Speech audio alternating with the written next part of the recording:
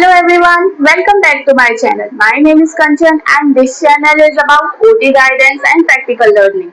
In today's video, I am going to show you how to make an extension outrigger splint. This is a dynamic splint. This splint is very important for OT practical exam and clinical practice. Why it is so important for clinical practice and what is the therapeutic uses of this splint? So this splint is mainly used in radial nerve palsy to assist finger and wrist extension. And second used to prevent joint stiffness. This splint is also used in the extension tendon injury and for post-surgical hand rehabilitation and improve range of motion. So there are some precautions which is very important to remember when you are going to making splint. So first, do not make splint too tight. Check patient comfortability and make sure there is no pressure on any bony prominence. तो चलिए अब splint को बनाते हैं। हम किसी material का use नहीं करेंगे, हम चार्ट पेपर का यूज करके इस स्प्लिंट को बनाने वाले हैं। तो सबसे पहले मैं मिडल फिंगर से फोर आर्म के 2/3 डिस्टेंस तक मेजर कर लूंगी। यहाँ मेरा 12.5 इंच आ रहा है और अब 12.5 इंच लेंथ का और 1 इंच विड्थ का 2 स्ट्रैप बनाऊंगी। मैं अपने स्प्लिंट में वायर का यूज करने वाली हूँ, इसीलिए मुझे 2 स्ट्रैप बनाना पड़ेगा। यूनिवर्सिटी एग्जाम में भी हमें वायर का यूज करके ही स्प्लिंट बनाना होता है। ये स्प्लिंट टाइम कंज्यूमिंग है बट सबसे इजी भी है।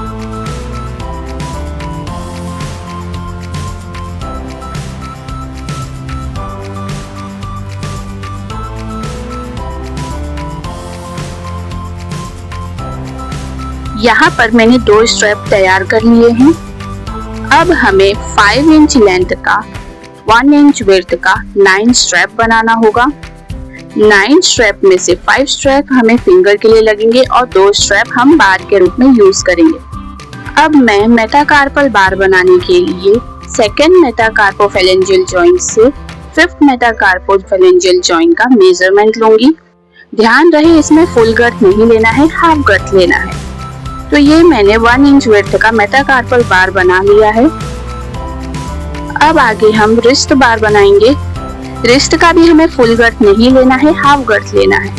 1 इंच के 2 बार बना लिए हैं और अब 4 आर्म बार के लिए भी हमें हाफ गर्थ लेके 1 इंच के 2 बार बनाने हैं। अब 5 इंच लेंथ के और 1 इंच विड्थ के 9 स्ट्रैप बनाएंगे। इसमें हमें 2 पेयर ऑफ स्ट्रैप में वायरिंग करनी है।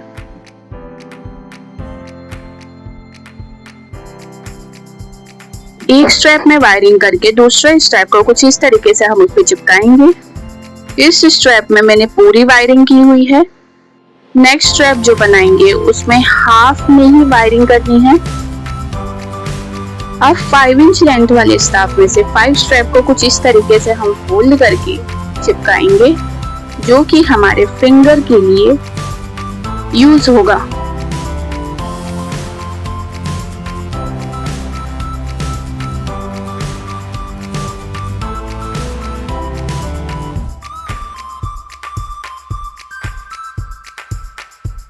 फाइव इंच के एक स्ट्रैप में मैंने देखिए हाफ वायरिंग की हुई है और वायरिंग करने के बाद हम इसके ऊपर दूसरा स्ट्रैप चिपका देंगे।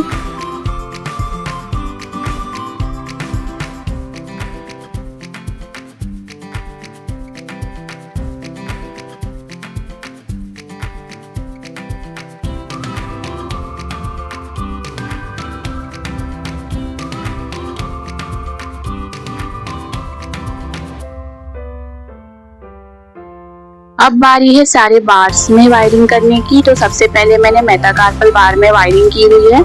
सभी बार के मैंने 2 पेयर्स बनाए थे जो उसके ऊपर स्टिक किए जाएंगे।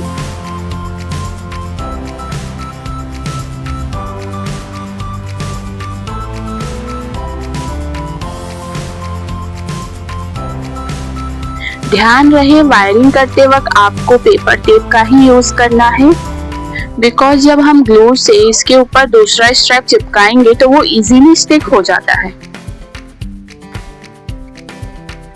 तो ये सबसे पहले मैंने जो 12.5 इंच का 4 आर्म के डिस्टेंस तक जो मैंने स्ट्रैप बनाया था उसमें भी मैंने पूरी वायरिंग की हुई है।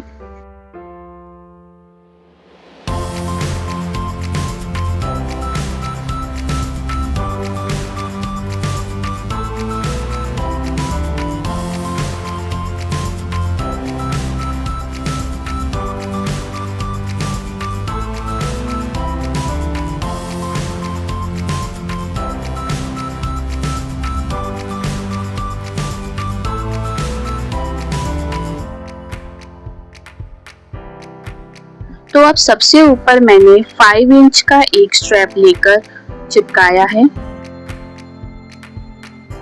अब आपको 5 इंच तक लेंथ ले लेना है, जिसमें से 1 इंच को 90 डिग्री फोल्ड करना है और उसके अपोजिट हमें 4 इंच जो हमने लास्ट 5 इंच पे मार्क किया था वहाँ पे अपोजिट में फोल्ड करना है 90 डिग्री।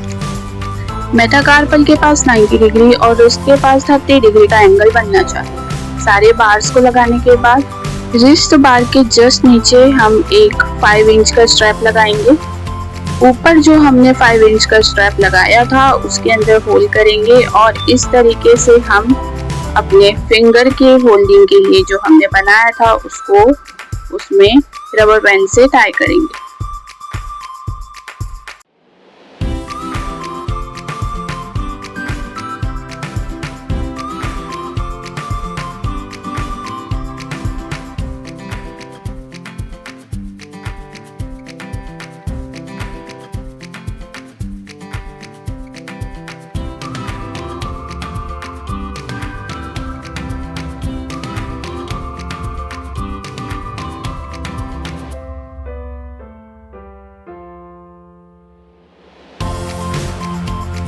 तो अब बारी है स्ट्रैप बनाने की। हम एमपी जॉइंट, रिस्ट और फोरआर्म पर full girth plus half girth के 1 इंच विड्थ के स्ट्रैप बनाएंगे।